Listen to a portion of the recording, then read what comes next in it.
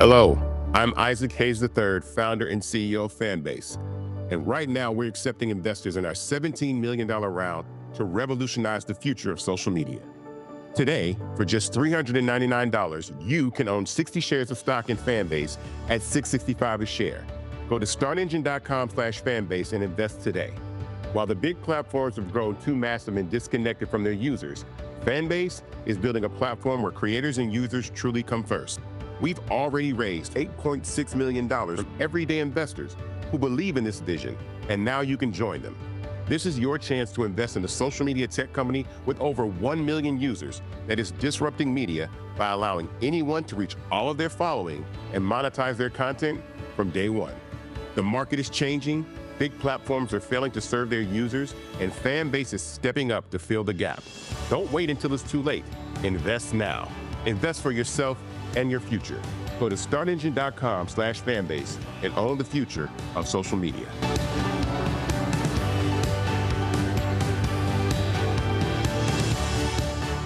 Folks, Black Star Network is here. Oh, no punches! I'm real revolutionary right now. Support this man, Black Media. He makes sure that our stories are told.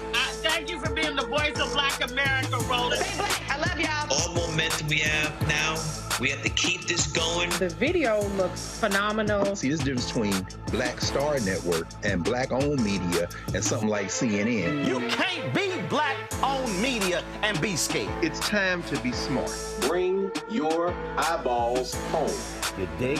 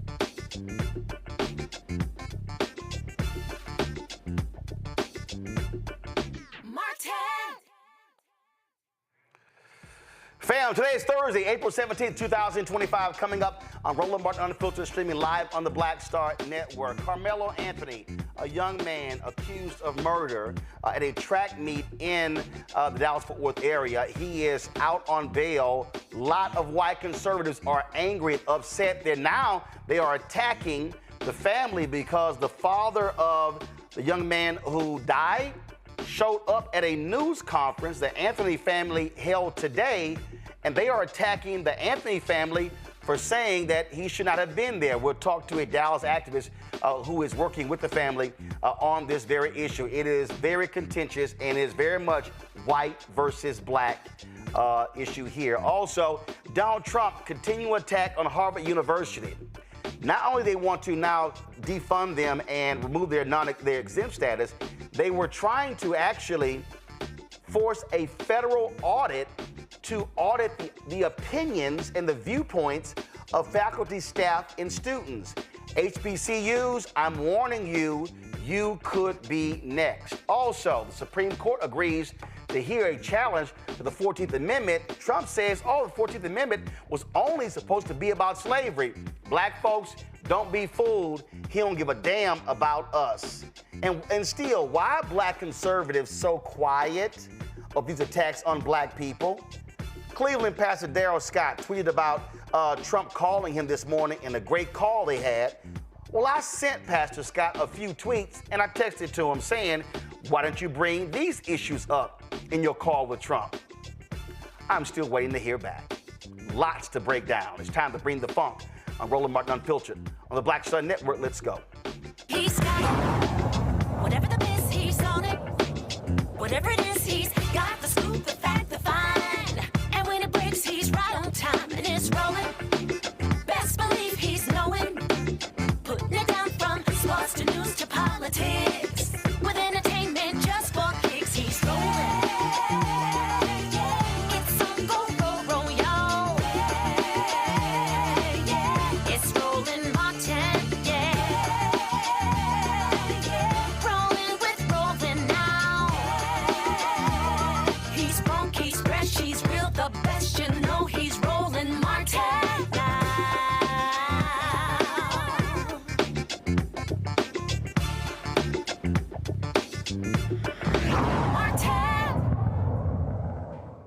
Folks, an altercation at a Texas track meet leaves a student dead and another student facing first-degree murder charges. This story has been blowing up in the Dallas-Fort Worth area, but has also gone national as a number of white conservatives are attacking the young black man who has been charged in this case. His name is Karmelo Anthony.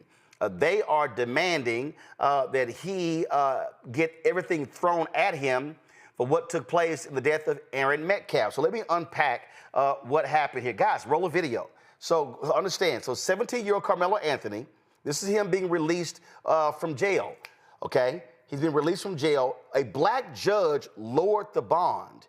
Well, that black judge has been getting death threats as a result of that. That's Judge Angela Tucker. She's been getting massive death threats.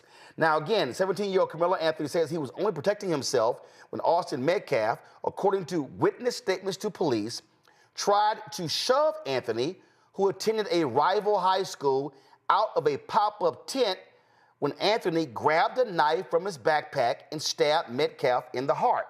Now, Anthony is now out on bond. Now, his parents held a news conference today, and the father of Metcalf showed up. Here's a tweet that racist Charlie Kirk sent out with the video from the news conference, okay? He sent this tweet out here, all right? And so you see him attacking the family and attacking activists because of what was stated. What does Kirk say? Insanity. Dominique Alexander, who represents Karmelo Anthony, just attacked Austin Metcalf's father, Jeff, for attending a press conference held by the Anthony family, calling his presence, quote, a disrespect to the dignity of his son, unquote. Kirk tweets, this is revolting. I responded to Kirk. I said, I'm curious if the Metcalf family held a news conference, and Karmelo Anthony's dad showed up at that news conference, would you be saying the same thing? Joining us right now is the activist in Dallas, Dominic Alexander. Dominic, glad to have you back on Roland Martin Unfiltered. It's been some time. So, first of all, you have Charlie Kirk saying you represent the family. You're not a lawyer, correct? Not at all. So, not at all. So explain for the public your role in this case.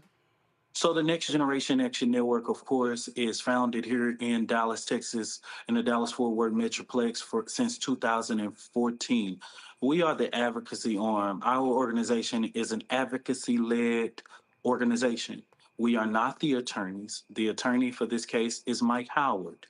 We do the advocacy around making sure that people are aware of this situation and supporting and how to support this family and to ensure that this family's rights are not violated.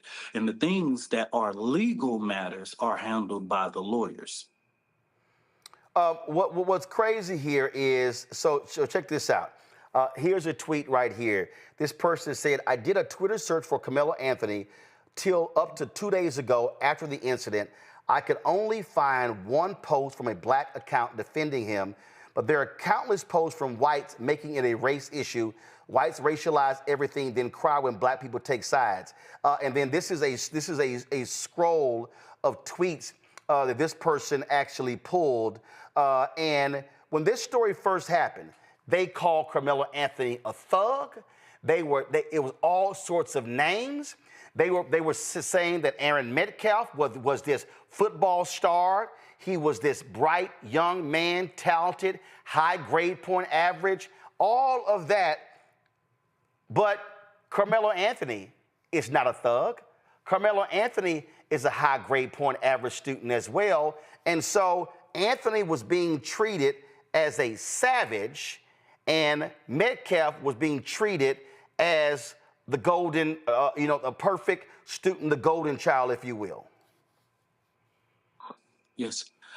One of the things, Roland, that we need to point out in this situation is that most of the people raised their consciousness because of what Hunter Metcalf said in the local media, where he literally admitted over the weekend, days after, the same day, I believe it was the next day, where he stated that his brother was told by Karmelo to not touch him and literally admitted that he did it anyway. And so no one did that interview for Hunter Metcalf. He did it himself.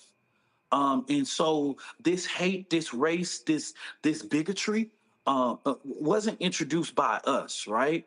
It was introduced by them, right? And I'm going to say this, Roland. I don't know if you even remember this, because I was on the panel for the DPD police chief, and I believe I had this guy coming after me, and I used this quote, and I said it on your show, and it was quoted in other publications, even the New York Times. We will never ask the oppressor for permission to liberate our people. I don't know if you remember me. Oh, I remember. Yeah, I remember. Show. You know what I'm saying? Yeah, I remember. We will never ask that. And I will say that 10 years later. Don't get mad when you come after ours, and then we respond and support ours, right? And so I'm not here to apologize or basically give an excuse onto why we are supporting Karmelo Anthony. We are supporting him because if you can support your white baby, we can support our black kid, right? And so these laws are not just created for some, they're created for all, right? And so just like he should have his right to be able to claim self-defense, and what I want them to understand is Karmelo didn't come out days later and claim self-defense. He claimed self-defense the moments the police touched him, the moments the police even arrested him and detained him. He didn't come days later. He has always, and it's in the affidavit. But what these people have done is create it as a racial thing. We see that even with this judge. This judge is literally has been a Republican for over 3 decades. I personally don't agree with her political views or whatever it may be. She will probably never be at a Next Generation Action Network protest or anything we do, right? But what they show Black America is, regardless of what ballot box you check, you are still Black in America. And that's what they're showing to the people. And that's what people are rising up again. And I told somebody, this Trump administration is going to either unite us or divide us, right? And I'm just happy to see Black America and our allies standing in this rainbow coalition of justice to say, no, this is not right. And we ain't asking y'all for permission to help our baby. This here is a post from the very conservative Rupert Murdoch-owned New York Post. They also own the Wall Street Journal. They also own Fox News. They also own, for folks who need to understand, they also own Fox Soul, and they also own Tubi, okay? So this is what the New York Post. Karmelo Anthony renting $900,000 home in gated community with family, bought new car after release on bond in Austin Metcalf murder case report. They also have been stating that Karmelo Anthony's family have been withdrawing money from a fundraising effort. It's called Give, Send, Go. In fact, the folks at Give, Send, Go, the folks at Give, Send, Go literally had to come out and explain why they were not removing the Anthony fundraiser from their platform. People were threatening that platform by saying you should not be allowing them to raise money. This right here, y'all, give me a second. This is actually the New York Post tweet right here. But the folks even at TMZ reported no money was actually withdrawn from this account. Correct. TMZ actually called Give, Send, Go and actually asked them, have the family have access to this fund? And they literally responded and said no. And what was interesting about it is around noon yesterday, they called them and got that confirmation. Well, Give, Send, Go sent an email to the family at about 2 p.m. Central Standard Time, notifying that they could actually start the process of withdrawing the funds, which everybody know, even withdrawing, it takes a few days to even hit your account. When the family put their information in to be the beneficiary of the account, because the account was set up by someone else, that took days for verification, and especially when the money is for the benefit of a minor. It took days for verification, and these falsehoods was only created to discourage people from giving money to the platform. So they start these lies and all of these things that they could have easily verified by just picking up the phone, calling Give, Send, Go. They would answer the phone, they would respond to emails, and they let them know. And so TMZ called directly and they responded. And so they could have done that just like anybody else, but no, they just started spreading out reports, all of these things. They started talking about the family paying for private security. The security, if you see the video, the security is my security staff. The director of security for NGAN is in that video escorting Karmelo Anthony out, as well as me and another individual of the NGAN staff, right? We have our own security apparatus, and we have made it our business to ensure the safety of this family. The Daily Caller, they put this tweet here out where they pulled from the news conference of Karmelo's mother. And again, I need people to understand the framing. Control room, y'all get the clip ready. The way this was framed, and I keep telling people, this is why Black-owned media matters. This is why social media matters, why you need to have credible Black voices.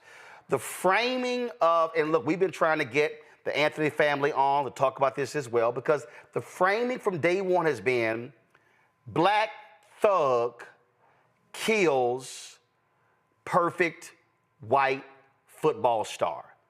That was the framing from day one. Folk took that and they ran with the photo, not of Karmelo in a suit, not Karmelo in his athletic attire, not any of that. Everything was about, let's show thugs. Let's show, so this is a photo here. This is a photo here of Karmelo in suit, tie, okay, school photo. That's what was shown. But the framing, when we saw all of these stories, when we saw everything come out, and I remember from day one, it was, oh, no, we're going to show something different. And this is what it was right here. This is what it was, the mugshot. And so folks took that and they ran with it. Oh, thug, single parent home, daddy not around. At the news conference, this is what his mom says.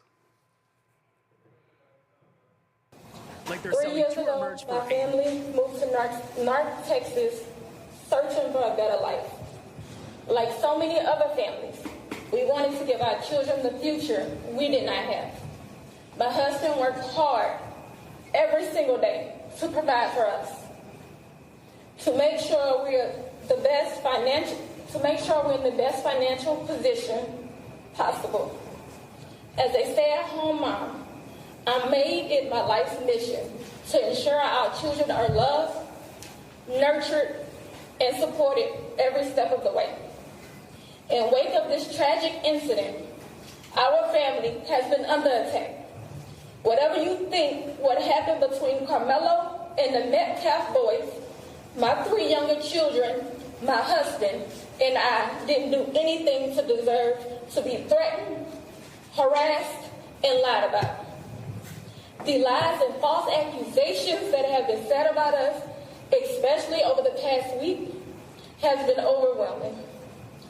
The lies and their amplification put my family in danger, as well as everyone in our community, everyone involved in the investigation, from the police, the attorneys, and the court staff. Our address and my husband's previous employer's address has been put on all social media platforms. My husband had to take a leave of absence because he's afraid what may happen to our family. His mental health is deteriorating day by day. We have endured death threats. My 13-year-old daughter is afraid to sleep in her own bedroom because she's fearful of what may happen to her. And let me be clear, the claims that were used about the public donation to buy a home or anything else are completely false. We have not received a single dime from the Give, Send, Go fundraiser. And the co-founder has stated that clearly. In reality, we were just notified yesterday that we could begin to withdraw funds. And it still takes several days to receive those funds once the request is made. I don't know why we are being targeted and discriminated against before a fair trial. Our son deserves the same rights under the law that everyone is afforded to. He's been raised in a 2-parent home with structure, stability, love, and we put God first in everything that we do. We believe in the Constitution, we believe in the laws of this state, but those laws must apply to all of us, not just some of us. To be clear, we will not speak publicly about specific details of what happened under the tent on that rainy and awful day. There's an active investigation that everyone involved wants to be full and fair. We believe in the legal process, and that is where the truth will come out. To the family who experienced the loss, my heart truly goes out to you. To those who have supported my family, thank you from the bottom of our hearts. We ask for your continued support, patience, and prayers as we navigate this difficult process. Thank you. That right there, quite emotional, and families describing all they're going through. And again, the framing or the narrative of this has been, oh, this family is broke, destitute, all that sort of stuff. Then it's, how dare they go to this home? How dare they? People who don't understand Dallas-Fort Worth, just describe for them the area where this school is located and the type of homes that exist out there. This is not a low-income area of Dallas-Fort Worth.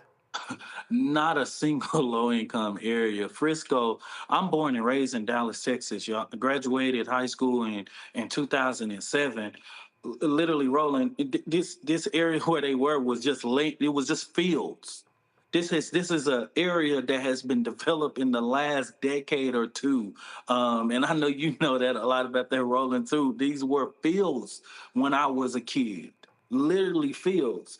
The medium income level is there probably about $150,000. This is not a low income area. This is home of where the Cowboys headquarters is, a number of development.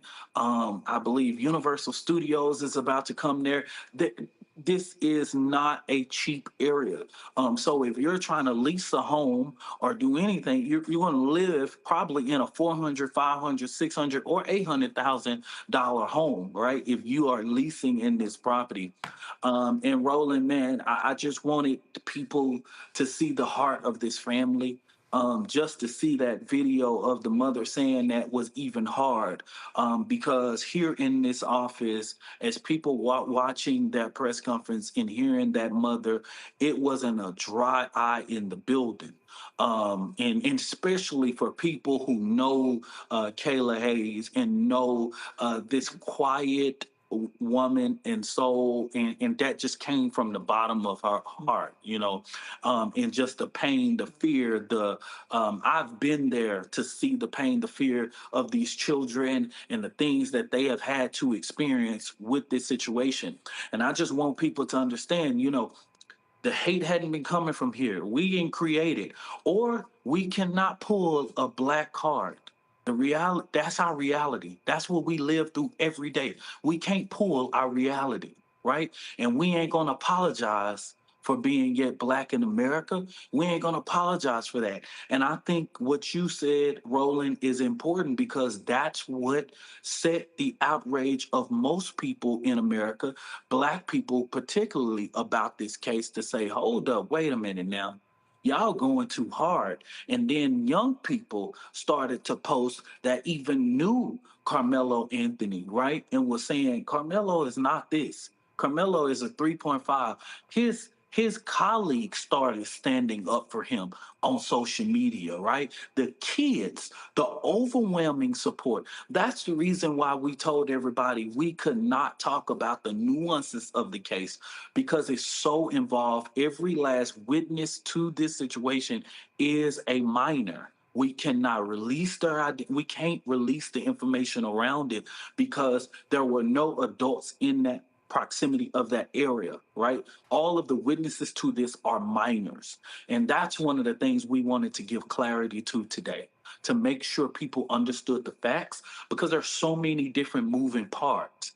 But as soon as I release one of those kids' name or even an inkling around it, I become legal liability civilly and criminally. Just for folks who are watching, just so they can understand, again, how this is being played out. I'm trying to connect here. If you go to Twitter, and I call it Twitter, you go to Twitter and you type in I do too. Karmelo Anthony mug, Karmelo mug. We're having a connection problem. What you will see is mostly white conservative accounts, angry, mad, and upset. There we go.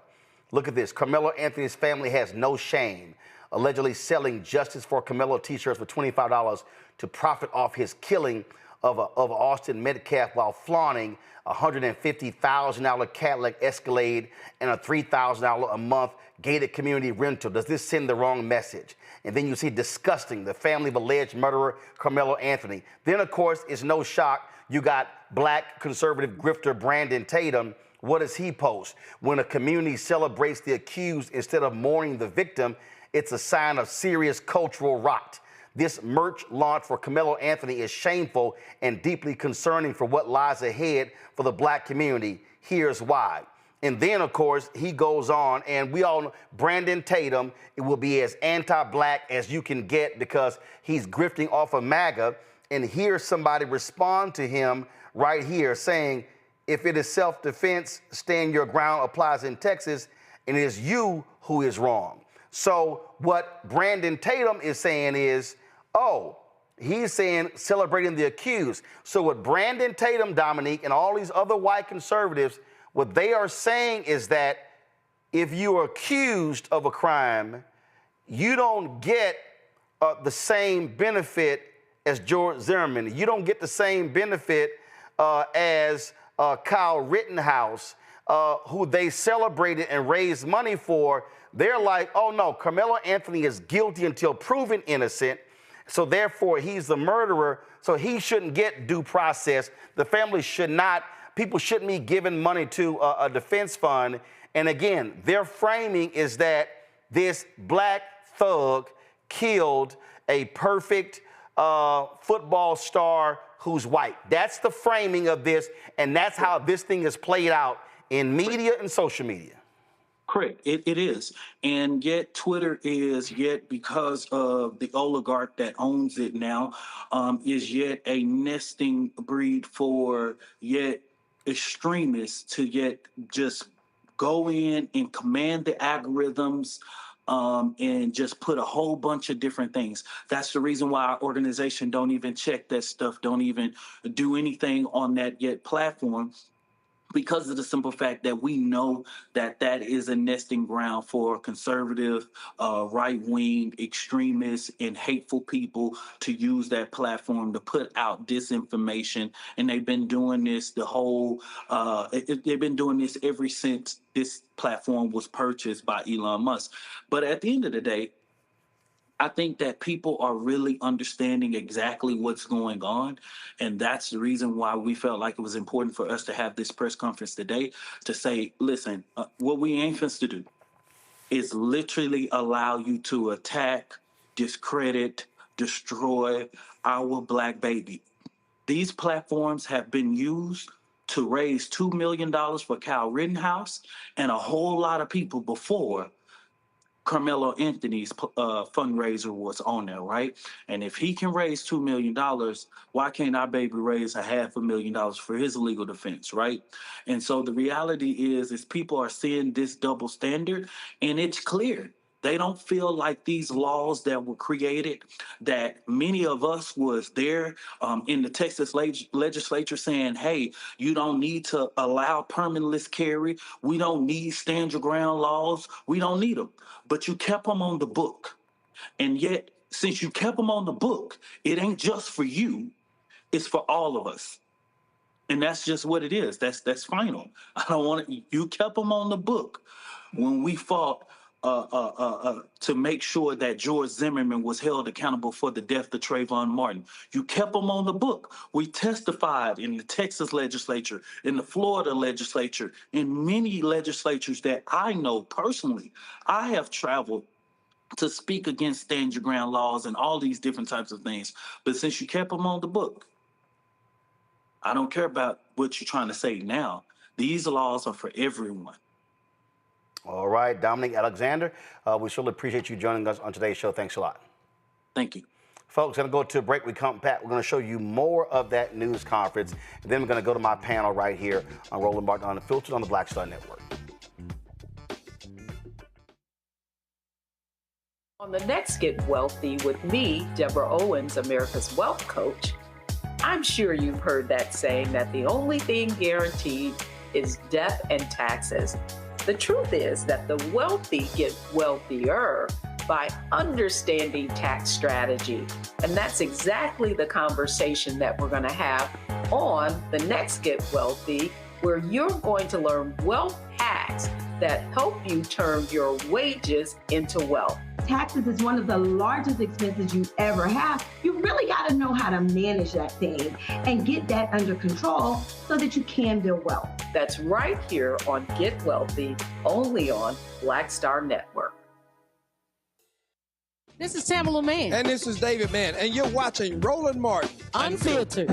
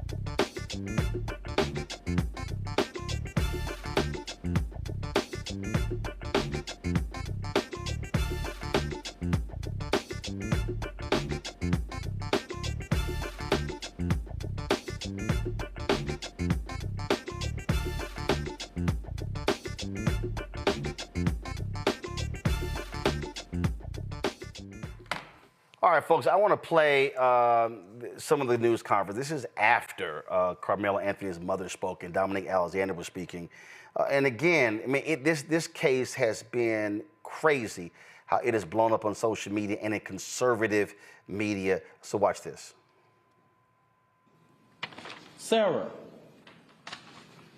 she's even came after me. She's even said all of those things. And now that the public knows exactly what is going on, I asked, because these racist bigots try to prevent us from standing up for our baby, our boy, he should be afforded the same rights that Kyle Rittenhouse had, Daniel Pena, and all of the people who have claimed whatever their defense was. He should be afforded the same right. Nobody in the public media has one video camera, but we got the video of Kyle Rittenhouse with an AK-47 shooting 3 people in the back. We got that. And he raised more than $2 million publicly, and nobody said anything. So since they tried to come for us, I call for the community's overwhelming support for this fund. The disinformation that was put out was literally deliberate to prevent you from helping this family. And I want you to give overwhelming support to show them the community united can never be divided. And I'm going to say this again, and this is for everybody. Black people in America, while the current occupant sits at 1600 Pennsylvania, black people in America don't have to pull the race card. It's what we live as a reality every day. It's what we have to teach our children. We don't want to, but we have to. We don't like to, but if we want to sleep at night, we got to. I ain't pulling no race card. I live it. I'm reminded all the time that I'm a black man in America. And what y'all just showed to Judge Tucker is just reminded that hate and bigotry and racial reconciliation in this country, we have respected the process. I believe that Austin Metcalf is about to have his funeral.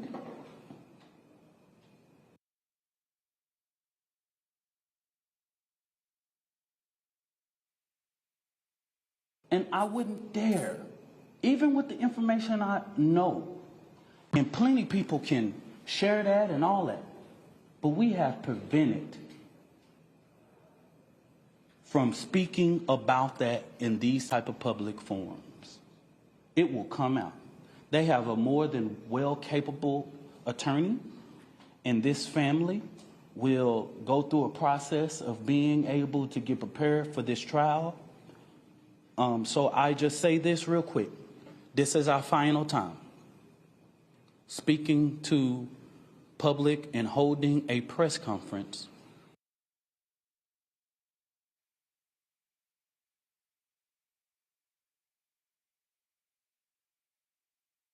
Folks, so that was that news conference again.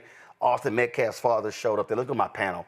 Dr. Greg Carr, Department of Afro-American Studies at Howard University. He joins us. Dr. Nola Haynes, Georgetown University. Glad to have you as well out of D.C. This is the thing right here, Greg. I'm going to start with you. And again, when this story broke, and when I was sitting here following it, and it was absolutely white, black, thug. Thug kills white football star. That was the framing. And so you saw all of this in conservative media. They were all Austin Metcalf, Austin Metcalf, Austin Metcalf, thug, thug, thug. And then all of a sudden we begin to hear Anthony's side on what happened. Well, why was Anthony there? Why was he under the tent? Then we find out that it wasn't like this was only your school could be here. All these different accounts, but Anthony was being savaged everywhere in conservative media and in social media. Well, I mean, Roland, the obvious play is to blitz with disinformation.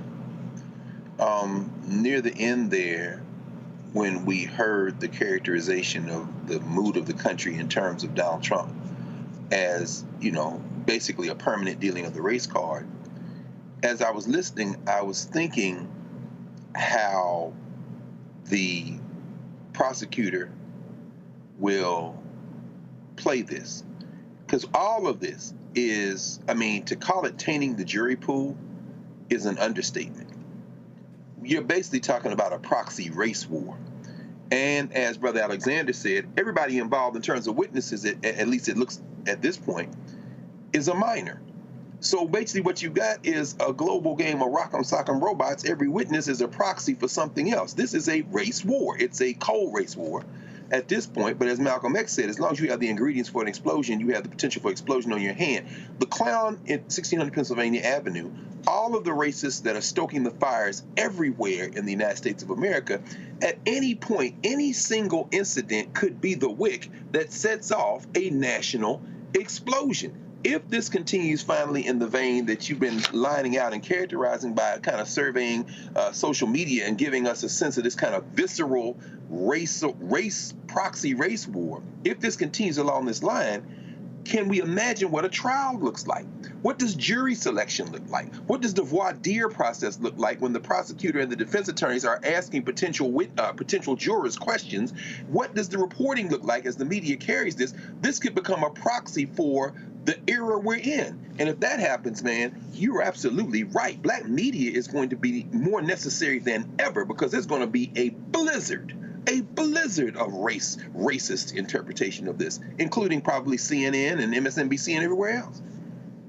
This is video, and again, just understand social media, how they've been playing. Again, and one of the people who's really been pushing this is Will Cain of Fox News. Okay, he's been pushing this as well. So here's social media posts. So Will Cain grabs a clip from Charlie Kirk, who he knows is a white supremacist. And so just so y'all, I just need to show y'all juxtaposition of how conservative media works. So again, I showed you the Kirk tweet. Come on, go to my iPad, come on. This is the Kirk tweet saying insanity, blah, blah, blah. This is revolting, criticizing Metcalf. So Will Kane grabs his video, and Will Kane posts despicable Dominique, and this is 1 hour ago, despicable Dominique Alexander, representing the family of Karmelo Anthony, calls Austin Metcalf. He literally takes the exact same language of Charlie Kirk's tweet. He then says, reveals his character. He had police remove Metcalf. Appalling. This is the video that right-wing folks are circulating. Listen. Give me 1 second. And all I'm going to say, so it don't be asked later, is that was disrespectful and just shows you all the character who is not invited. He knows that it's inappropriate to be near this family, but he did it. And so I say to people, actions speak louder than words. Okay? What he political operatives that want to make this thing a political thing of hate, yet bigotry, and yet racism. We have conservative operatives that have been posting nonstop about this case. Oh, honey girl. So just understand what is going on here. And this has been, Nola, constant. And the framing of it, guilty, guilty, guilty. Here's the deal. He's been charged. He hasn't been indicted. This has not gone to a grand jury. They have not factored in the evidence. You've heard Karmelo sit there and say there are other witnesses there to describe. I'm sitting here, I saw one particular to what Dominique said. Somebody posted this tweet, don't pull it up please. Somebody said, Austin Metcalf should have lost his life, but his own brother went on TV and said he started the altercation both verbally and physically.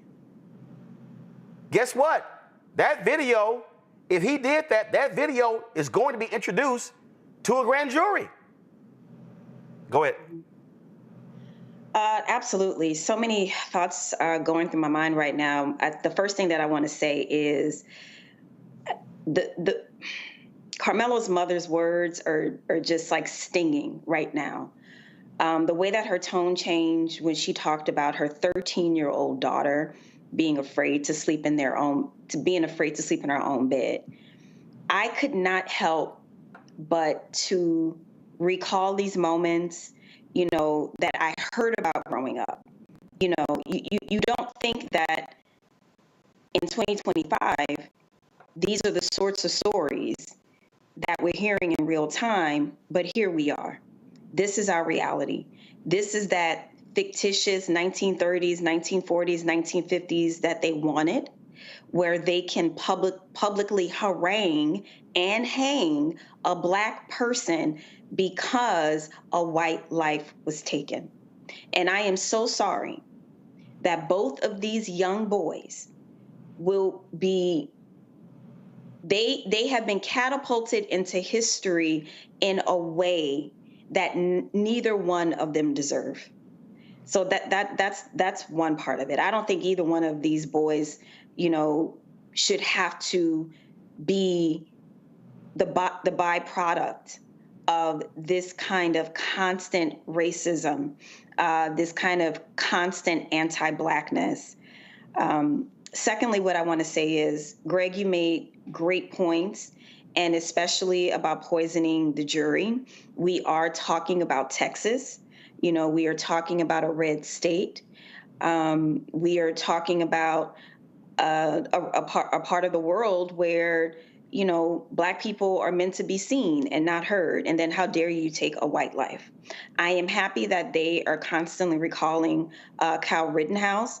I am still incredibly offended by how, many in the MAGA movement, how they embrace that young man for taking young lives, for taking lives just because.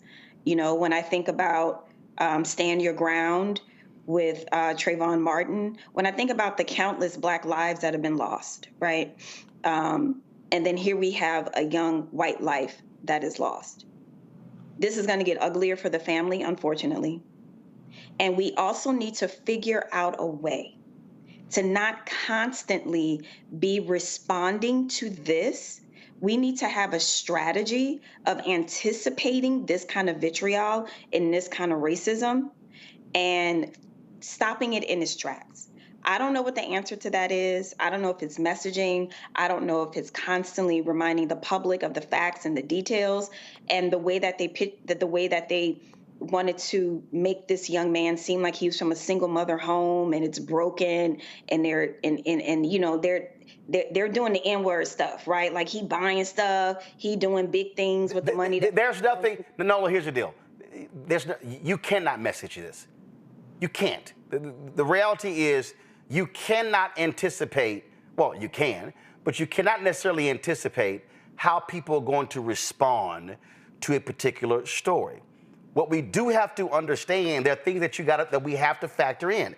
The reality is, it is still white and black in America. As you were talking, as Greg was talking, I was thinking about a story that took place 12 years ago in another high-income area in Dallas-Fort Worth. And that case involved the son of Major League Baseball player, give me 1 second, jumped, Torrey Hunter. Same thing. I remember the story like it was yesterday. And here's the story right here. Go to my iPad. A grand jury has declined to indict the teenage son of Detroit Tigers outfielder Torrey Hunter in a sexual assault case. Darius McClinton Hunter was arrested in May with 4 others in Prosper, north of Dallas, and accused of sexual assault. A Collin County grand jury indicated Wednesday there wasn't enough evidence to prosecute him. There was a party that took place, and you see it right here. It alleged that McClinton Hunter, co-defendant Garrett White, and 3 boys listed as juveniles were involved in a forced sexual encounter with several girls. Well, what happened at this here? This was a party, white girls, black boy. Story blew up, went crazy. Guess what the reaction was? Send that white boy to jail. It was Emmett Till all over again. Didn't indict. Well, what happened a couple of months later? Guess what? That son filed a lawsuit in the sexual assault case. Right here. Okay? His son was a star athlete. He had committed to play football and baseball for Notre Dame. He filed a $10 million lawsuit against the parents of several of the teenage girls from the town of Prosper. Now, I don't know what the result of that lawsuit is, but I remember when that story dropped. And guess what? High net worth area, Prosper, Texas. Deion Sanders used to have a massive mansion in Prosper, Texas. It's a high net worth area. That story was black and white. So I just don't think, you can sort of predict what will happen and sort of have a strike squad ready to jump. But this is the reality still in America, Greg, white and black, especially when you're talking about high income areas. No question. And, it's really tragic. We're in the graduation season, and this boy has been expelled, according to the reports that I read, by the Frisco Independent School District under some policy they call Title V. But they do say that he can still be graduated early from some JJAEP program. So he will probably be able to be graduated, if I'm reading the policy correctly, even though he is banned from school property. Looks like he had completed all the requirements, so now it's just a matter of him being graduated. But imagine that, as you say, Dr. Haynes, as you say, Nola, there are 2 young men whose lives are irrevocably changed. One, of course, is dead, and the other faces the fight of his young life. It is a tragedy, and at the same time, because we live in an ongoing criminal enterprise called the United States of America, and I call it an ongoing criminal enterprise for the very specific reason that it was born in settler colonial violence white supremacist, white nativist, white nationalist violence. And despite our best efforts to root that out, and certainly renegotiate the terms of the place, that persistent white nativism is either going to be, as we heard the comment a moment ago in the clip you played, either that's going to be the death of this country, or overcoming it will be the salvation of this country. But one thing is for sure, until that thing that is at the heart of this country is faced and addressed, then it's going to continue to return. If this were 3 years ago, it would be no less tragic, but it might be less explosive. But the simple fact of the matter is that, as you say, Nola, it's in Texas. The governor of Texas, the attorney general of Texas, the Texas legislature, as racist as they have been over the arc of the last generation, is now feeling its oats in a way that if this were this time a year ago even, it would not be the same. This will be weaponized in a way that probably we haven't seen in maybe a couple of generations, simply because these folks are now fighting for their ideological lives. And so what does a grand jury look like? As we say, what does jury selection look like if it gets to a jury? And what does it look like if his defense team, I'm talking about Karmelo Anthony's defense team, comes up with a brilliant strategy, and the facts lay out to the point that the grand jury, if it is indeed brought to a grand jury, chooses not to indict? Do they have to leave Texas? Do other people get involved in terms of violence? In other words, if we go back to the 1850s, even at the lead up to the Civil War, the little incidents continue to build until these things spill over into something that might just be inevitable. We might just end up having to have a fight in this country. And if we look back in 5 years or 10 years or 6 months and say this was another step in that direction, I don't think any of us would be surprised. Well, I just really need people to understand that what you see playing out is America. White, black, income, all that sort of stuff. And again, how America sees it. White America these folks immediately went to black thug, kills, clean cut, all-American, football star, white student. That's literally how this was framed. And then, and early on, a lot of black people were not talking about this case. I need people watching to understand. The New York Post, Fox News, they were trumpeting this story consistently. And then you begin to see black people go, hey, hold up, what the hell is going on here? Then you begin to see the response. And then and again, I don't know if this is from the family. The free Karmelo, and then what was the immediate reaction? Condemnation. How dare they raise money for this killer? Y'all, this is nothing but American history playing out. So you can call this Emmett Till, you can call this Statesboro Boys, you can call this any number of cases. White boy killed by a black boy? Oh no. Black boy got to go to jail, got to get the death penalty. But that's also why there's a legal system. And folks are mad because of Dominic Alexander, and they're bringing up his past. They're pulling up what he did in the past. And you know what folks are doing? They pull up the past of Austin Metcalf's daddy. All this stuff is going on before our very eyes. Man. At the end of the day, it's classic America. It's black and it's white. It's race. Gotta go to a break. Folks, when we come back, we'll continue. The attack on Harvard by Donald Trump. I'm telling you right now, HBCUs, beware. You could be next. I will explain. Support the work that we do right here on our show. So join our Bring the Funk fan club. The goal is to get 20,000 of our fans contributing on average $50 each a year. That's $4.19 a month, 13 cents a day. You support this show, all the other shows on the Black Star Network. You support our calls, our travel, our crew. You support, of course, us covering around stores around this country. Cash App. You want to give via Cash App, use a Stripe QR code. It's right here. And you can use this for credit card as well. If you're sending a check, do me a favor, make it out to Roland Martin Unfiltered.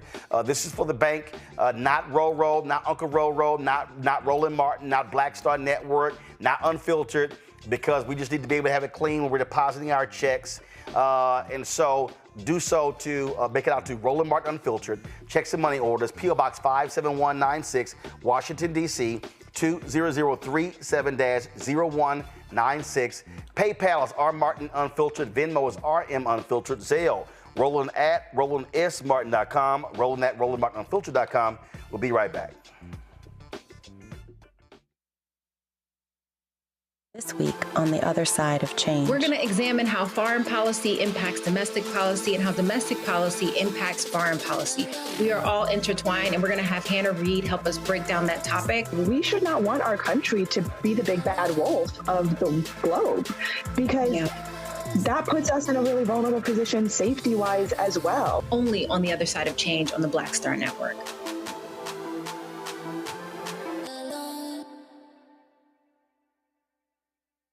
This week on A Balanced Life with Dr. Jackie here on Black Star Network, we are talking about all things, you got it, stress related. Yes, the big S, whether it's spiritual, physical, emotional, or sometimes it could be just in your head.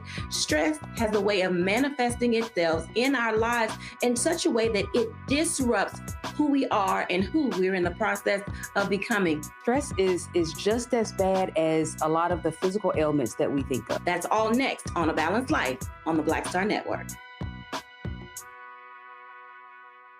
Hatred on the streets, a horrific scene, a white nationalist rally that descended into deadly violence. White people are losing their damn minds. As an angry pro-Trump mob storms the U.S. Capitol, we're about to see the rise of what I call white minority resistance. We have seen white folks in this country who simply cannot tolerate black folks voting. I think what we're seeing is the inevitable result of violent denial. This is part of American history. Every time that people of color have made progress, whether real or symbolic, there has been what Carol Anderson at Emory University calls white rage as a backlash. This is the rise of the Proud Boys and the Boogaloo Boys. America, there's going to be more of this. Here's all the Proud Boys, guys. This country is getting increasingly racist in its behaviors and its attitudes because of the fear of white people. The fear that they're taking our jobs, they're taking our resources, they're taking our women. This is white fear.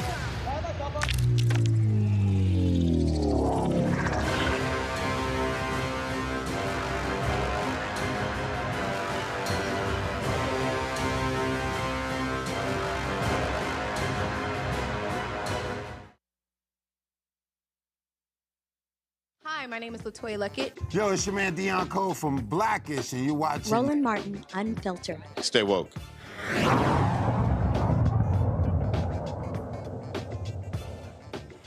All right, folks, we have been covering this story of these crazy MAGA demented thugs and how they have been attacking, if you will, they've been attacking Ivy League institutions. And so under the guise of, just so you know, I'm actually looking, I'm about to pull something up, so that's why I'm talking to you, I'm looking down.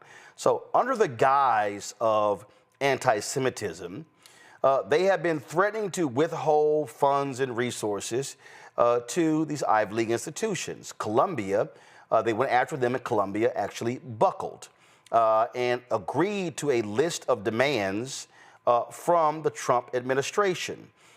They have been doing the same to other institutions. One of the institutions that's in their crosshairs is Harvard University. Now, what they've been doing with Harvard is quite interesting. They have been attacking Harvard, declaring that, well, they are, Harvard is too violent.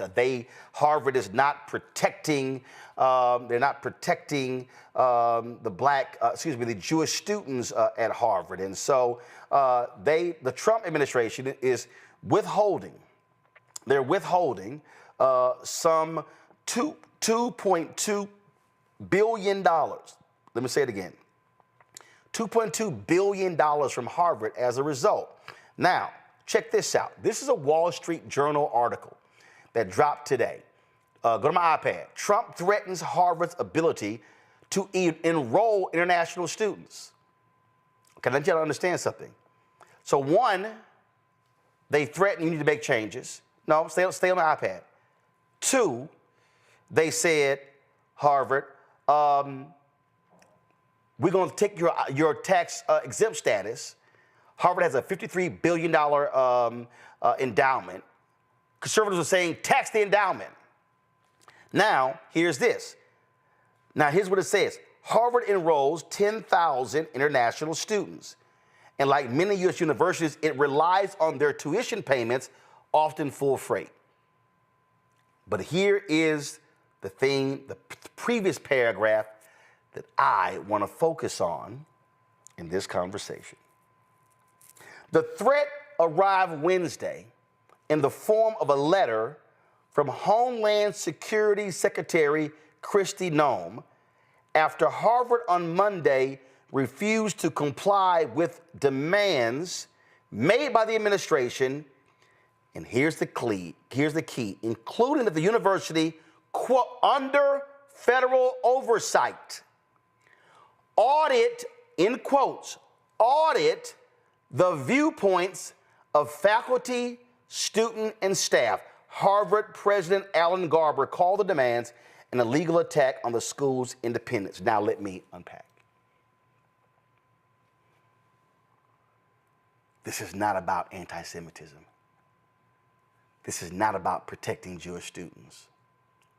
The right has always believed that Harvard is the bastion of liberal ideology, and that if we could take down the premier, this is their thinking, the premier liberal institution that graduates these individuals who then go on to assume major positions of power in America, if we could either take them down and then force them to hire or force them to recruit a ton of conservatives, then we've won. Now let me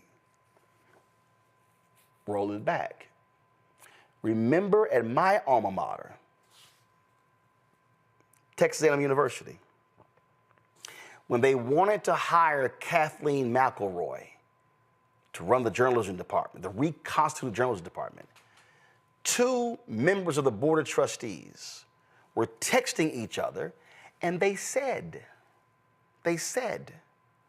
I thought we were bringing the journalism department back in order to train conservatives to be in media. I need y'all to pay attention. They've been demanding, and matter of fact, I'm gonna find it in a second, Warner Discovery, which owns CNN, a story was done and the question was asked, hey, what can we do to curry favor with the Trump administration? This was, I think this was also a a Wall Street Journal story. In that story, let me see, here it is. Go to my iPad. It said, and now as he and John Malone, he is David Zaslav, the CEO of Warner Discovery, as he and John Malone look to trade their way out of the tight spot of the business, they may need Donald Trump. WBD, that's Warner Brothers Discovery, confirmed that a company representative recently reached out to the Trump orbit seeking advice about how the company might advantageously interact with the White House and improve its Trump age odor. The reported message was to look at the example of Amazon and Jeff Bezos, paying Melania Trump $40 million to participate in a documentary about herself. Don Jr. might like a hunting and fishing show on the Discovery Channel, they were told.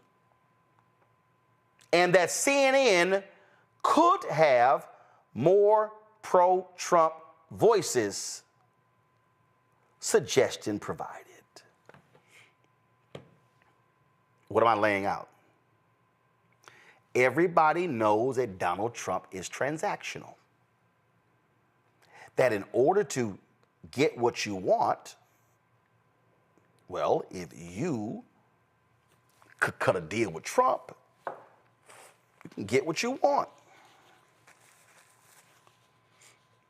You think I'm lying? How about this here?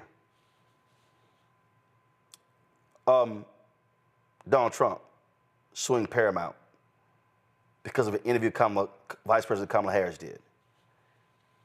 Paramount, the parent company of CBS, 60 Minutes, they are trying to be sold.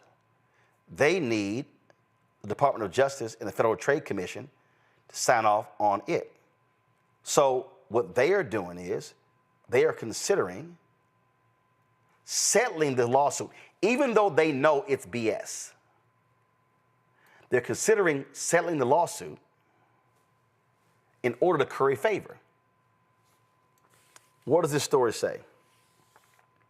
4 law firms who Mr. Trump leveled executive orders against have fought them in court, all quickly receiving rulings from federal judges who temporarily halted them. But now that 9 firms have agreed to deals and committed to nearly $1 billion worth of pro bono legal work, and keep in mind, stay on my iPad, those deals are for things that Trump wants them to do. Go back to the story. Some Trump advisors have started having discussions about a range of options for what the firm's lawyers can be deployed to work on, according to 2 people briefed on the matter.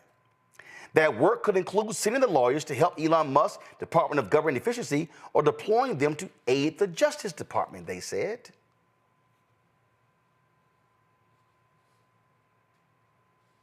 Trump administration may seek to have a federal judge enforce any deal it reaches with Columbia University in an arrangement that could ensure that the White House has a hand in the school's dealings for years to come, according to 4 people with knowledge of the matter.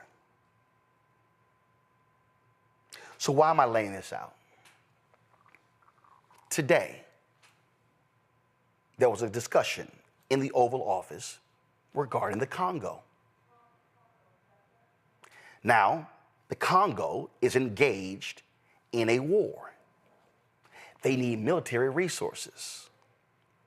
Trump said, okay, you want our military resources? You've got to give up minerals. Remember what he wanted from Zelensky in Ukraine. They wanted Ukraine to give up $500 billion in minerals for continued aid. Here's Trump talking about the Congo in the Oval Office. All over the world, the Congo and Africa. Many, many people come from the Congo. I don't know what that is, but they came from the Congo. And all over the world, they came in, opened their... Okay. So here he is discussing this. Who do they deploy?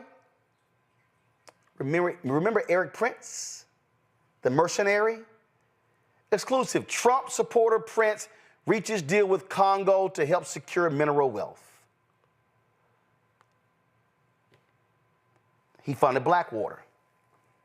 Eric Prince has agreed to help Democratic Republic of Congo secure and tax its vast mineral wealth, and he will help them protect them. Y'all,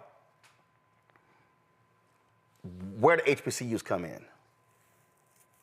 If the Trump administration can attack Harvard and try to extract demands and force them to be under a federal audit of the viewpoints of student, faculty, and staff, HBCUs do not stand a chance. We warned you. We warned you that HBCUs, especially public HBCUs, were vulnerable in red states. Where are most of our HBCUs? North Carolina, South Carolina, Georgia, Tennessee, Alabama, Florida, Mississippi, Texas, Arkansas. They're in other places, but the vast majority of HBCUs are located in the South and the Southeast, all red states.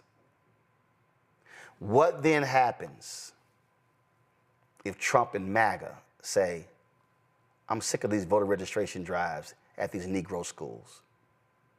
I'm sick of these protests being organized at these Negro schools. We then will put pressure on the administration to shut it down. Do you think that's going to have an impact in 2026 when Senator Thom Tillis is up for re-election in North Carolina? Do you think it's going to have an impact in Georgia, where Senator Jon Ossoff is likely to face Georgia Governor Brian Kemp? Nola, I'm very clear. If they can bring Columbia to its knees, and then they can use the power of the federal government to try to bring Harvard and MIT to its knees, there is not a single HBCU that can withstand that type of assault. The threat to HBCU advocacy for Black people is real.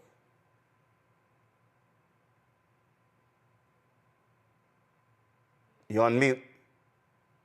I'm not on mute. There you go. I wasn't on mute. So 1,000%, this is why I'm so happy that Harvard and a lot of the other Big Ten schools decided to do what they did. They understand what's at stake. If they do what Columbia did, essentially there is no more America. I mean, what we're witnessing right now is a thug in a White House. We are witnessing extortion in real time. We are witnessing the weaponization of all of these different agencies to be used for Donald Trump's benefit. I mean, and for his family's benefit in broad daylight. In broad daylight. And this is where you have to stand up against the bully. And this is what Harvard got right this time. This is why I have on my Harvard hat today as an alum, right? This is what they got right this time. This is one of the moments, this will be one of the seminal moments when we look back on this time that Harvard stood up on the right side of democracy, and so did a lot of other schools. This is going to be the legal case. This will be the situation to watch for quite some time. And I am just happy that Harvard took this stance and other schools followed, because this really is a fight. This is a fight. There literally is a wannabe mobster in office and doing this stuff in broad daylight.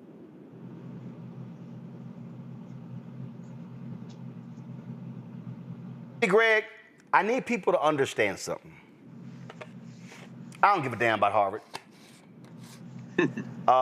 I believe that the fundamental problem in this country is that it is an elitist country, that this country believes that if you did not go to an Ivy League school, you're less than.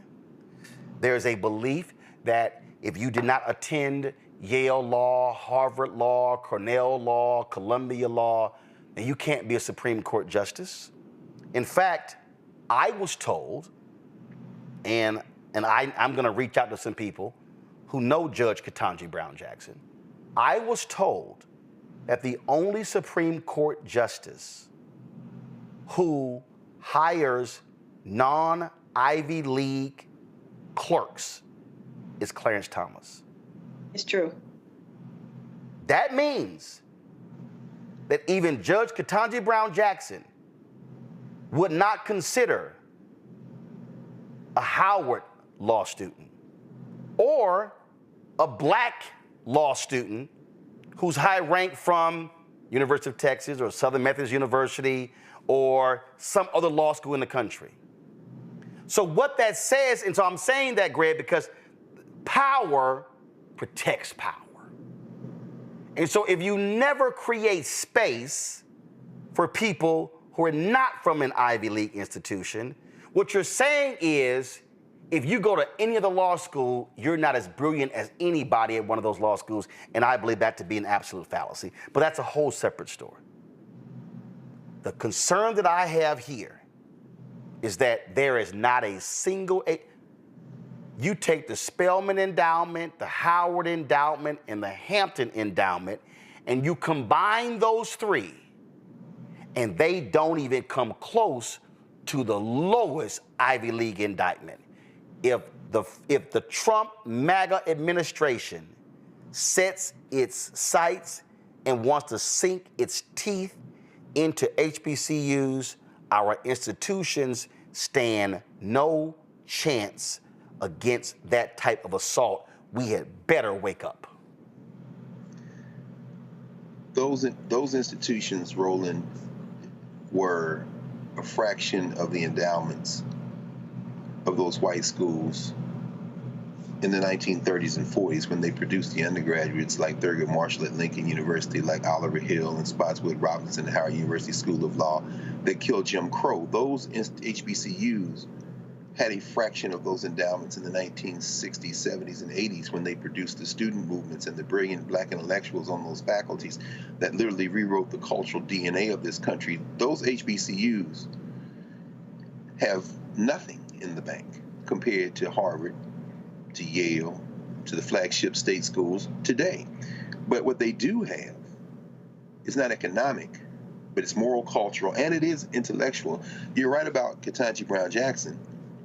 Shortly after Sonia Sotomayor was sworn in, she came to speak at Howard Law, and we were there, the faculty, the students, and she said that she didn't like the Ivy League bent, and yet we still see what clerks she has selected. I'll tell you somebody else who never hired a clerk from an HBCU or Howard University, and specifically, that would be a man named Thurgood Marshall.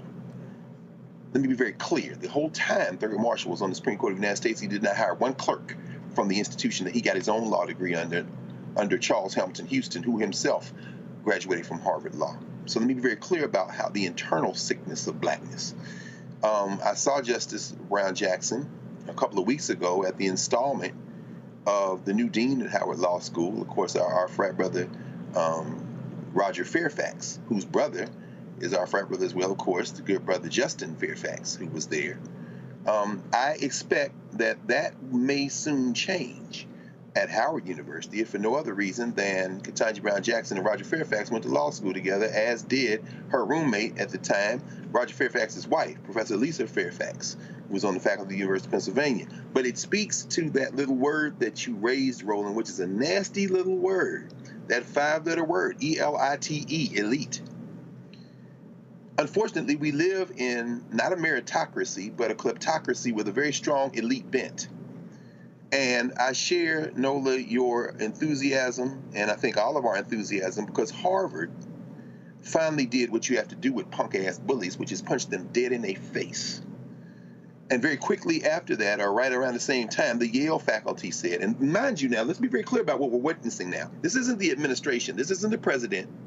This isn't the trustees. This is the faculties. See, because Lawrence Tribe, Professor Emeritus over at Harvard Law School, the whole they're looking like, hey, man, you messing with our reputation now. Do you understand? Not only in this funky little country called United States of America, but globally. You see, it means something to be associated with a brand that stands for a question of intellectual independence and freedom of expression. There is, after all, until they throw it completely out the window, a First Amendment to the United States Constitution. So Larry Tribe and them was like, nah, y'all gonna change. And then Yale's faculty has now said to Yale what they're gonna do. And if y'all follow the Ivy League close, you know as Harvard goes, Yale goes. And as Harvard and Yale goes, it keeps tumbling down. Columbia played itself, friends. So by the time it gets to Brown and Dartmouth, the Ivy League will come along. But Nola, you made a very important point when you said those Big Ten schools, because what happened with the Faculty Senate at the University of Nebraska-Lincoln? What happened at Rutgers? What happened at Indiana University Bloomington? What has happened now is the Big Ten Alliance, which is 18 schools, including 2 public institutions and flagship schools, because now they're talking at Michigan State in Lansing and Ohio State, where I went to law school, in Columbus. And they're saying, oh, no, this is it. Now, them punk-ass law firms that you mentioned, that bent the knee too early? See, because Harvard did what it did this week, I think we might just be able now to see a sea change. And finally, our HBCUs can absolutely participate in that sea change, even deep behind the cotton curtain, with the one resource we have that none of them have more of, and that is guts. If we go and look at the model, not of Harvard, not of Yale, but of the HBCU models of the 1930s, 40s, and 50s, where in spite of conservative leadership, as conservative then as HBCU leadership is today, the faculties of those institutions did not flinch. Can we recover? Can we recover the courage of a James Farmer Sr. at a place like Wiley College? Can we recover the courage of a Benjamin Mays at Morehouse, or the courage of an Oakwood, the courage of an Eva Beatrice Dykes at Oakwood? If we have our models, we don't need to look at no white schools. And Roland, I think we can win that, but you're right. We're going to have to wake up and take some courage. See, I need people to understand why we're having this conversation. Yeah, this goes back to my Washington Watch days. There were so many times when we talked about stuff on Washington Watch and News One Now on this show, and mainstream media figured it out 2, 3, 4 weeks, 2, 3, 4 months later. I mean, I blasted Mediaite because they hyped up Megyn Kelly, criticizing Kristi Noem for playing dress up in the Department of Homeland Security. And I said, wow, Mediaite, y'all late. I hit that 2 weeks ago. Y'all, I'm telling y'all, what I'm laying out to y'all is prophetic. It's going to happen. I'm telling you, it's going to happen. But I need y'all to understand the money. Go to my iPad, Anthony. The top 10, this is from HBCUmoney.com. The top 10 HBCU endowments total is $2.6 billion. The top 10 PWI endowments is $336 billion. The number of PWIs, predominantly white institutions, above $2 billion endowment is 78. The number of HBCUs above $1 billion is 1. The number of PWIs above $1 billion is 148. I'm just trying to show y'all the numbers. Now, if I go Ivy League, this is 2023. I told you, I just showed y'all. The top 10 HBCUs combined have an endowment of $2.6 billion. One of them is $1 billion. So that means the other 9 represents the other $1.6 billion. That's right. Brown University is the lowest Ivy League, and its endowment is $6.6 billion. So the endowment of Brown, the lowest Ivy League, now go back. Brown 6.6, Columbia 13.6, Cornell 10 billion, Harvard 50 billion, Princeton 34 billion, Yale 40 billion, Dartmouth is 7.9 billion, University of Pennsylvania 21 billion. See, Harvard's actually now 53 billion. This was 2023. Harvard, by having 53 billion, can tell Trump to go to hell. Yeah. Because they can say, we will fund that $2.2 billion loss in federal grants for the next 3 years and work to make sure a Republican does not win in 2028. That's right. They can weather that storm. If Harvard returns 10% on their investments, that's $5 billion a year. The federal grants are $2.2 billion. I'm telling y'all right now, be prepared for the Trump administration or a conservative governor saying, HBCU, get your ass in line. Don't be threaten presidents and provosts. Don't have too many protests. Don't make too much noise. I'm just trying to warn y'all that if they could go after Harvard and Columbia and the Ivy Leagues and MIT and go after the most prominent law firms in the country and get them to bend their knee, you got Mark Zuckerberg worth billions of dollars trying to bend the knee to keep that Federal Trade Commission settlement as low as possible. You just had today in Washington, D.C., give me a second, let me pull it up,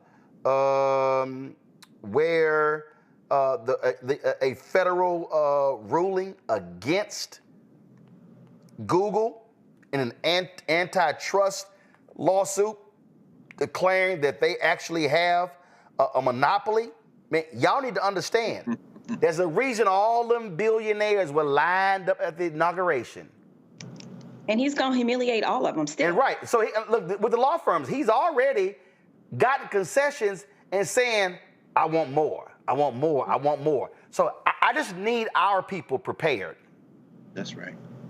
That they're going to attack black institutions. Absolutely. So if there ever was a time for black institutions to be aligned and for black people to understand the fight we're about to face, if they are undoing a settlement, see, this is why I went off and see, I told y'all, I talk to folk on all kinds of different sides. See, I love these people who claim, man, you're a Democratic shield. No. I'm here for black people. I just got called that on Blue Sky. I mean, whatever. They stupid. We fight for black people. Right. So whether you're Democrat or Republican, I've said to black people, we still constituents. Trump still should be funding HBCUs the same way Biden and Harris did. We still constituents. So understand, today, I sent an email, I sent a text. First of all, I sent a series of tweets. Then I text him, because Darrell Scott, Pastor Darrell Scott out of Cleveland, he posted a tweet, and his tweet was, go ahead, Maya. I woke up to a call from President Trump this morning. We talked about a lot of stuff, politics, tariffs, sports, had a lot of laughs. One thing stood out. He said, quote, last administration, I was fighting for survival and the country. This time I'm fighting only for the country. That's my dude. Okay. So I responded, okay, Pastor Scott, did you ask Trump why he canceled a DOJ lawsuit against petrochemical companies in Louisiana that are killing black people in an area called Cancer Alley? Hey, Pastor Scott, did you ask Trump why he called a deal in Lowndes County an illegal DEI settlement? 9,800 mostly black people have had raw sewage backed up into their homes and yards due to lack of an infrastructure investment by Alabama. Also, Pastor Scott, did you ask Donald Trump why his HUD canceled investigation in Harris County, Texas, where the Biden-Harris administration said the state refused $1 billion in hurricane relief to a black and brown county? Also, Darrell Scott, did you ask Trump why his DOJ pulled out of a lawsuit alleging black and brown voters were disenfranchised in the 2021 Texas redistricting? Hey, Pastor Scott, did you ask Donald Trump why he won't put pressure on Republican governors in red states to pay HBCU land grants the $13 billion they are owed? Did you ask him why $17 million in grants were canceled at FAMU's pharmacy school? Here is what I know, Pastor Scott. Tim Scott, Byron Donalds, Burgess Owens, Wesley Hunt, Sharice Lane, the Cartier folks, Hodge twins, David Harris, Joseph Pinion won't say a damn thing about these issues. Y'all black MAGA tout how great he is, so let's see y'all speak up. Now, Pastor Scott, if you're going to go hard at Charlie Kirk for his racist attacks on MLK and black doctors and pilots and call out the foolishness of Candace Owens, let's see you speak up on the issues I outlined. I'll wait. So 5 hours ago, I see he responded. No, he told me to tell you to call him. Then he later tweeted, I saw, I didn't realize, let me see, did I see the tweet? He said, I saw it earlier. He said, oh, I didn't know I worked for you. Y'all know I'm about to go ahead and respond. So let me just go ahead. Oh, Lord. You know what? I'm gonna respond on Twitter in a second. Now let me just go ahead and respond to his ass live. You know, cause see, I just a firm believer, y'all, that sometimes you just got to go ahead. Well, Scott, let me find it. Well, Daryl Scott, I dare you to set up a one-on-one live interview with me and Trump.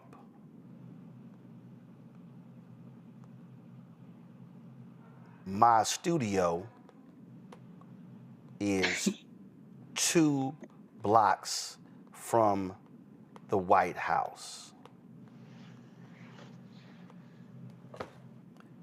Pick the day and time. Hold up. One-on-one live interview.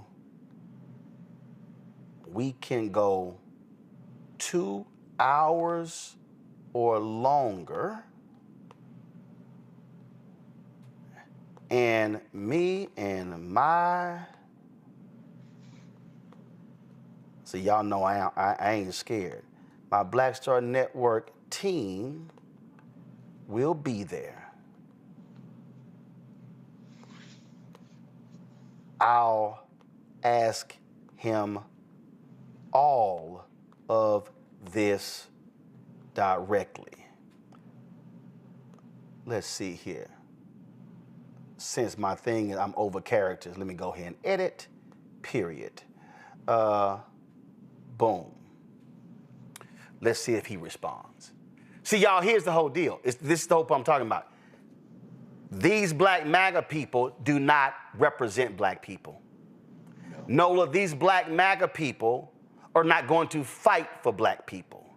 These black MAGA people love to go to White House functions, love to run their mouths. They love to come to the black community and go on black radio and tout Trump all he doing for black folk. But when you ask them directly about very specific actions Trump has taken that have a detrimental impact on black people, all of a sudden they get quiet. Now, Scott knows. He texts me he sent me text messages when he was going after Charlie Kirk. He sent me text messages when he was going after Candace Owens, but it's amazing how he responded to this text message. I guess he a little too busy. You know, I always think about this, you know, even going all the way back to slavery days, you know, you always had those black folks who was going to sell you out to massa. It's still the same folks, the same way we are still dealing with the same sort of militia folks, you know, from the Civil War, the same sort of racists, the same sort of white supremacists. It's the same sort of black folk who absolutely would have sold all the slaves out who were trying to escape. It's the same sort of mindset. You know, if you cozy up to massa, you know, if you think that, you know, he feels like you're on his or her side, then you will get all the benefits of whiteness. That has never worked. It won't work. And I genuinely don't know what they get out of it. You know, the thing for me, which is really sad, the amount of self-hatred you must have inside of yourself to sell your soul, to sell out your community, you know, like that. I wish you well. I wish, you know, thoughts and prayers, peace and blessings. That's all. That's literally all I have for you. That's literally all I got. Well, how shall I put this, Greg? I agree, but the only point where I will disagree, let me just be real clear, is I believe that if you are going to be in the room and you claim you love black people, then show it. There should be some proof. Now, for some reason, wait, let me finish.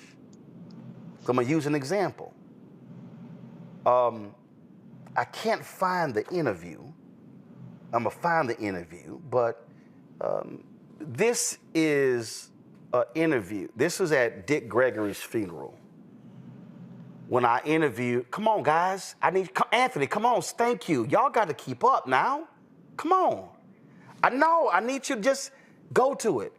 This is an interview of me and Bob Brown. A lot of black folks ain't got no clue who Bob Brown is. Bob Brown worked with Dr. King. Bob Brown got a phone. Bob Brown and when Dr. King was hitting companies, the companies would try to cause money black. How can we fix this problem? They would call Bob Brown. They didn't know that Bob Brown was working with Dr. King, was on the board. Dr. King called Bob Brown our secret weapon. Operation Breadbasket. Go listen to his August 1967 speech to SCLC, Where Do We Go From Here, Chaos or Community. He literally says it in the speech. Nixon wins in 68. Bob Brown gets a phone call from Nixon. Nixon literally calls Bob Brown and offers him a job. No title, but Bob Brown's portfolio was one of the biggest in the White House. Nixon made it clear, if Bob Brown asked for something, give it to him. Bob Brown wrote in his book there was a meeting, and there was these white generals who were ignoring Bob Brown because Bob Brown felt that how you gonna have the 75th anniversary of something to do with military, wasn't no black 4-star generals. Bob Brown said, no, we're gonna have a black 4-star. I think that was Chappie. The white generals blew Bob Brown off. Bob Brown told the chief of staff, went in and told Nixon called the generals in. When Bob Brown asked for something, you give it to him. Earl Graves was short of money. To launch Black Enterprise. The white conservatives in the Nixon administration would not give Ed Graves a grant. Bob Brown cussed him out and said, give him the money. That's how he's able to launch Black Enterprise. They didn't want to give Earl Graves the money because Earl Graves had worked for Robert F. Kennedy.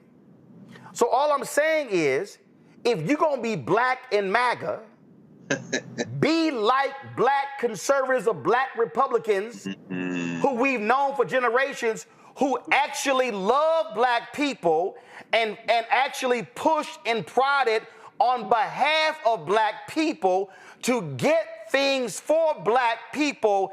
They weren't there just to get invites to Mar-a-Lago. Greg, go ahead.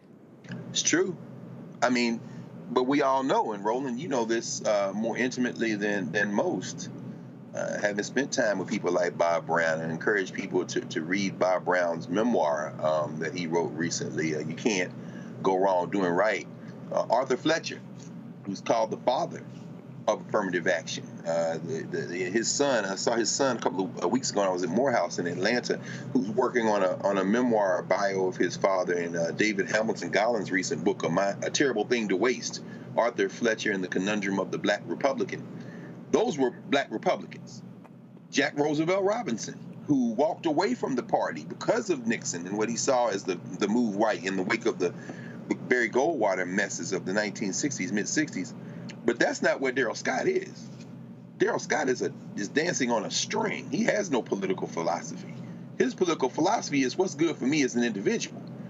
And that's truly unfortunate. That's not what Candace Owens is. They're not conservatives. They're grifters. And I can respect the grift because I think that's what a lot of people have when they don't have a political philosophy. You know, you're striking such a resonant chord tonight, brother, because what we're really talking about is black institutions. And we're talking about fear. The Trump administration is trafficking in fear. And when you traffic in fear like that, you know, what you're relying on is to tap into people's fear that they will be hurt. It reminds me of a song they used to sing during the SNCC movement, the Ballad of Uncle Tom.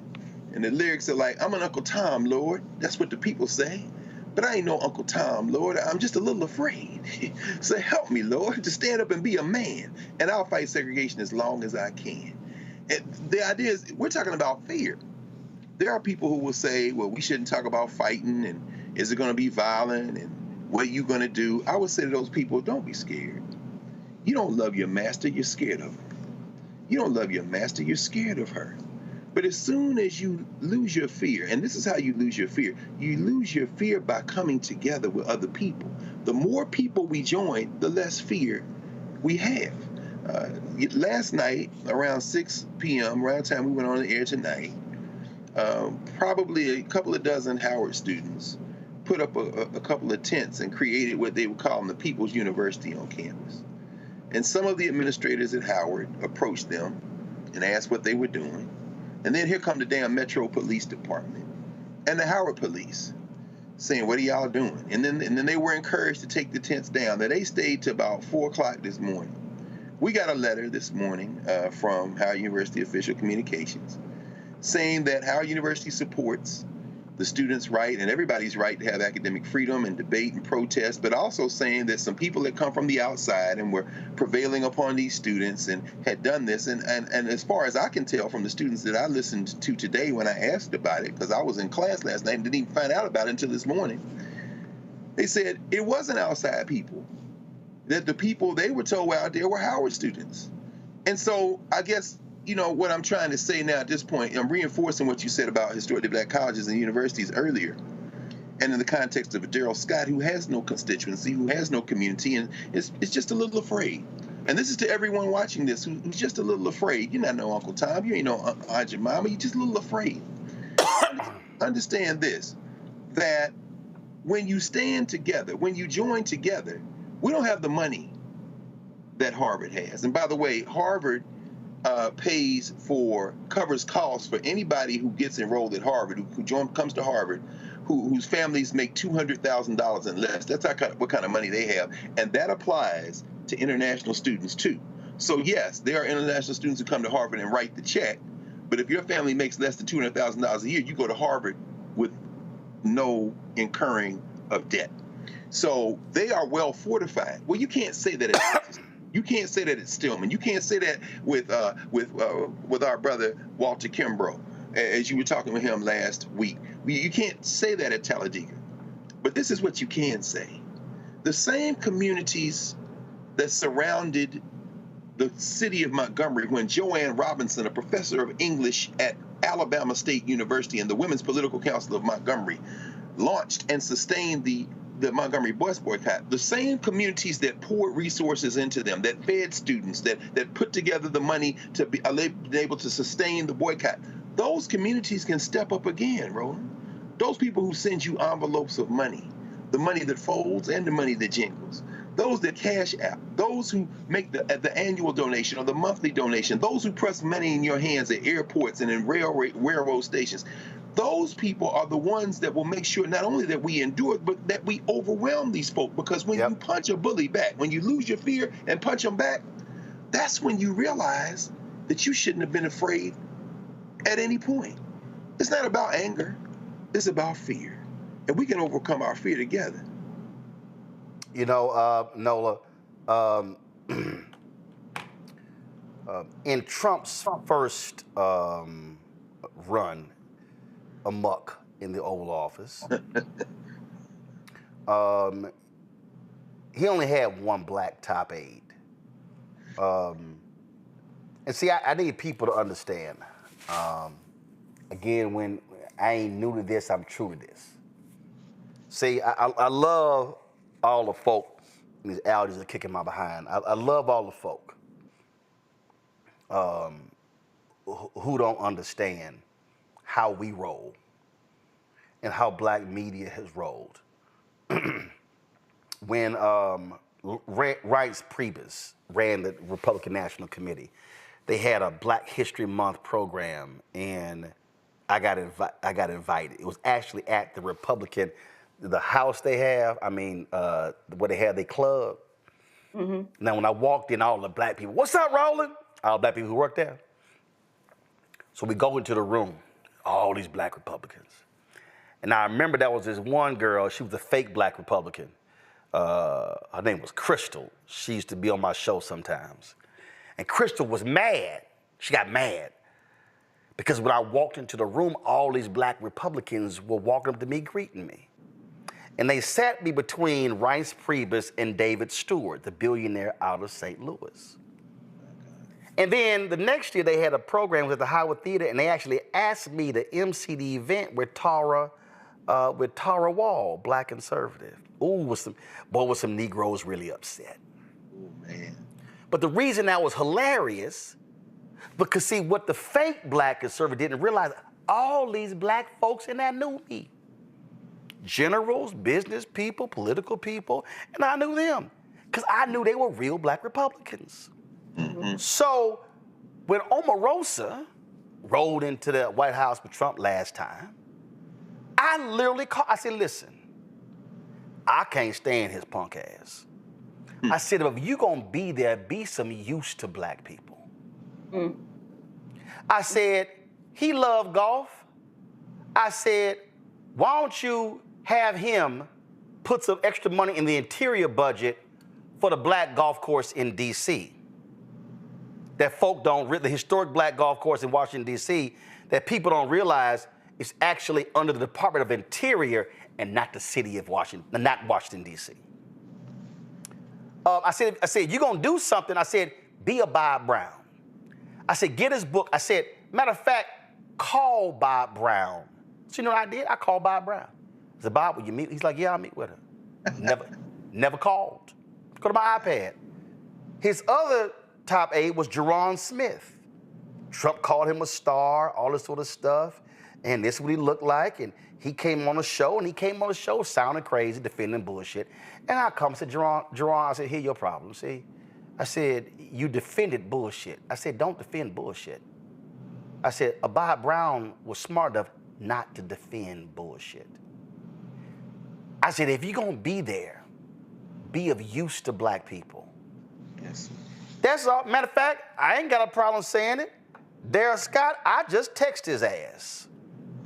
I said, if you gonna, and I sent him his little tweet. I said, oh, your text stopped working?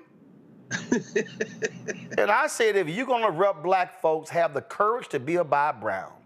And if you don't know him, you need all caps to read his book and sit down in all caps, learn from him. He was a real all caps black Republican. I'm waiting for his response. Here's the point I am making. We are still constituents. And if there are gonna be black people who are around Trump, loving Trump, stop doing a jig at Mar-a-Lago and then make demands. I'm real clear. When I sat in the room and Biden was in the room and Harris was in the room, and I sat at the table when Obama was there, and in 2 of the 3 meetings I got invited to Trump's first time, I was asking black stuff. I let them other TV anchors talk about immigration and all the other stuff. I brought up black stuff. And if these black MAGA folk want to be seen as legitimate black people, don't just be happy you got invited, actually rep black folks. And I just gave y'all 4 or 5 examples of stuff they should be asking of Trump that too many of them are scared to do. No, I know you got to go. Go ahead and finish your comment.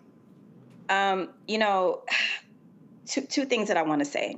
Being from the Deep South, I'm familiar with Republicans, you know, and then also being in the profession that I am, the whole time we were having this conversation, I'm thinking about Colin Powell, you know, who was a Republican who absolutely stood on business, you know, when he was in rooms about black people. And the distinction between MAGA and traditional conservatives or Republicans, I think that that's so salient and important, and that's what we have to understand.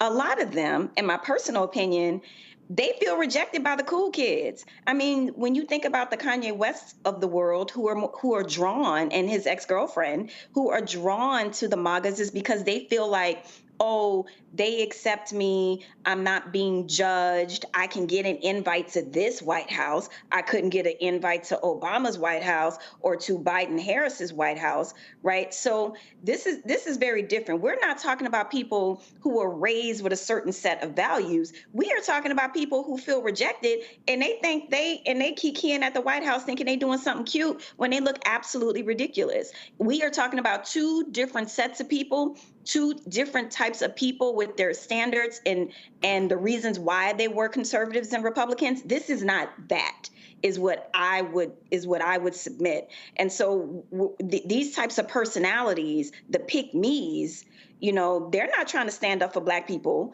They're not interested in a Black agenda. They're not interested in reparations for real. No. They just want to be at a White House. They just want to be included somewhere. They are the pick-me's, which is very different from a lot of traditional conservative Republicans. Well, I guess I was confused there because when you said the pick-me's sound too much like the pickaninnies. But I was... Look, pick-me is a real thing. It's not my... No, I mean, I'm just simply stating it sounded real close. It sounded real close to that other phrase. Nola, I know you have to go. I appreciate it. Thank you so very much. There was so many other things. Greg, let me thank you for being on the show as well. It was a whole bunch of other stuff I wanted to get to, but I just simply felt that those two issues were really critical to what's going on. So the other stuff we'll get to tomorrow and we'll deal with. But, folk, this is why Black-owned media matters, why Black-owned media spaces matter. Because you're not getting these conversations in mainstream white media. And you're not going to get these conversations on shows hosted by Black people in mainstream white media. Because those Black people don't control their shows. They make suggestions. They don't make decisions. Somebody asked me and they said, I would love to come on your show to discuss this. Who should I talk to? I said, I'm sorry, I'm confused. What do you mean, who should I talk to?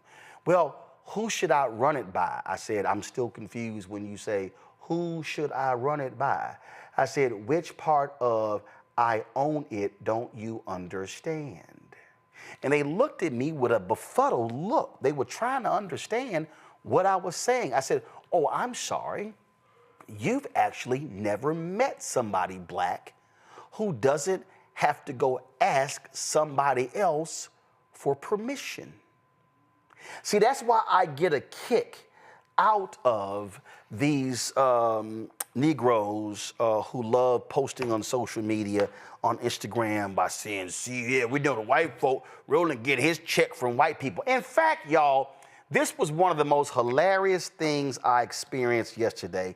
I literally had this fool on somebody's Instagram page. He actually said, Roland Martin, he ain't never got a check from a Black man. I started laughing because my first check, technically he's correct, it came from a Black woman, was my grandmother, catering business. She owned it. I worked in the business 23 years. Then I thought about the first paid media job I had. Oh, technically he was correct because that was a Black woman too, Sonseria Messiah Giles at the Houston Defender. Then I started laughing when the person said that because I recall when I went to do some writing for the Dallas Weekly, and that was James and Molly Belt who owned it, Black. And then I became managing editor, a writer, then managing editor of the Dallas Weekly. Jim Washington owned that, he was Black. Then I became the managing editor of the Houston Defender, and that was Sonny Messiah Giles again. Then I remember when I became editor of BlackAmericaWeb.com, oh, that was owned by Tom Joyner, Black. And then all of a sudden, Tom Joyner owned Reach Media, so not only did he own the parent company, he owned the website. Then I remember I became, actually before Black America Web, I became news editor of Savoy Magazine when it was owned by Vanguard Media, and Keith Cleescales was the founder CEO, and oh, he was Black. And then later, I remember in 2000, I was working on an election special for Major Broadcasting Cable Network. Oh, that was the Black-owned cable network. That was Willie Gary and Cecil Fielding, Evander Holyfield, and Marlon Jackson, Alvin Brown, and others. And then I remember after that, I was doing some work. Oh, that's right. I actually got the show on TV One, and that's owned by Alfred Liggins, Kathy Hughes, Black-owned company. Then Washington Watch came along. Then News One Now came along. And oh, while that was happening, I then began to do some writing and editing for Essence magazine when it was black owned. Then, I remember I was also doing some writing and editing for Ebony magazine when Lyndon Johnson Rice actually owned it. Then, oh my goodness, and then after that, then of course, additional work at TV One. Oh, and then when I was in Chicago, that's right, I was the managing editor and general manager of the Chicago Defender when it was owned by a group of black billionaires out of Detroit. And then while I was in Chicago, I was at WVON Radio, and I'm sorry, that was owned by Purvis Spann and Melody Spann Cooper, her daughter, and they were all black. And then later, when I left, that's right, when I left TV One and that ended, I actually started Roland Martin Unfiltered, which I own. So it's interesting. So I think this is probably my 13th black experience, and 12 of those were black owned. One was black targeted. So I got checks from all those black people. And for the person who then said, I've never been paid by a black man, considering I own this, that means once a month I get a check from said black man. The next time you try to challenge me, you might want to read the bio first. So, y'all want to support this black-owned media company? Please do so by contributing us via Cash App. Here is the QR code to contribute via Stripe. You can also use that for credit cards as well.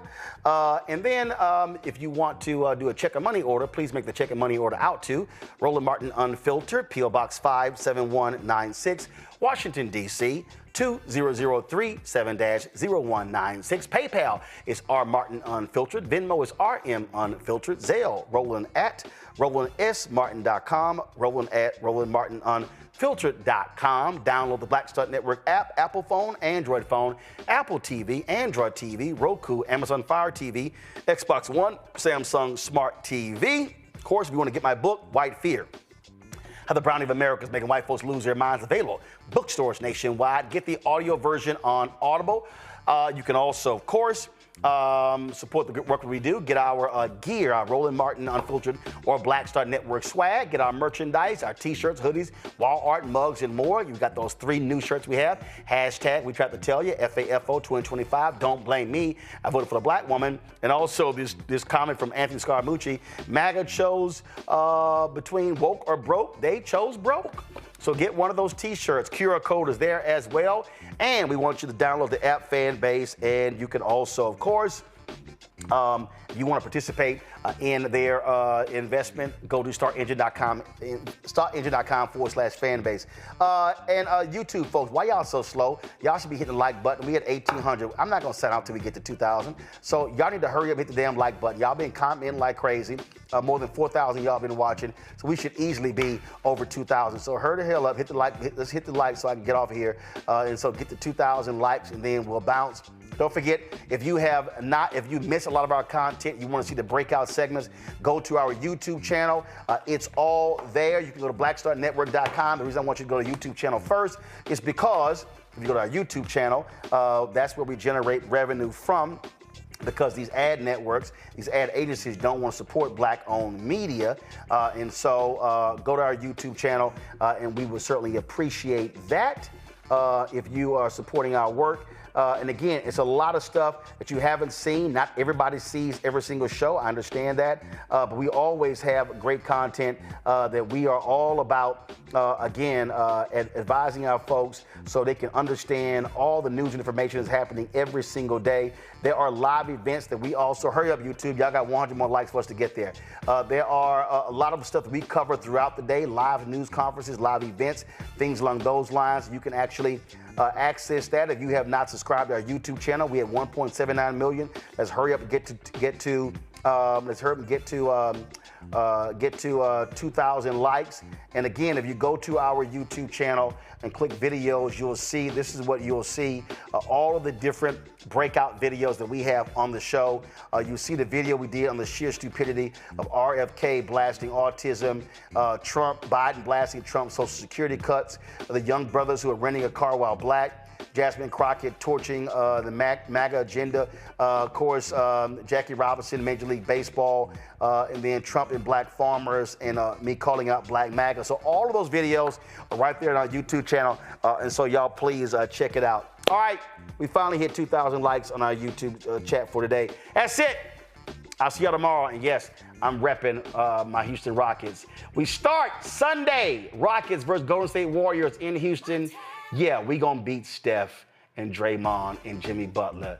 We the number 2 seed. We gonna rock that. So Houston strong. I'll see y'all tomorrow. Holla!